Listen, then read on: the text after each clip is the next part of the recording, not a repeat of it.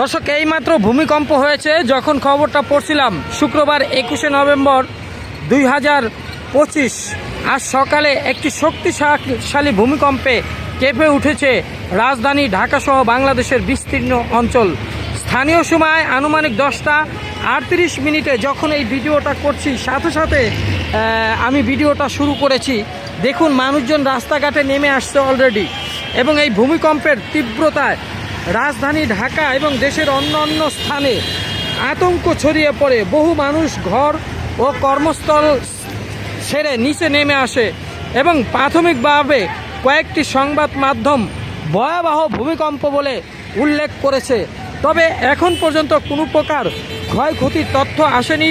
প্রাথমিকভাবে কয়েকটি সংবাদ মাধ্যমগুলো শুধু ভয়াবহ ভূমিকম্প বলেছে, এবং এই ভূমিকম্পের মাত্রা রিক্টার স্কেলে কত ছিল এবং এর উৎপত্তিস্থল কোথায়, এবং সেই বিষয়ে আবহাওয়া অধিদপ্তর থেকে এখনও কিন্তু কোনো কিছু পাওয়া যায়নি।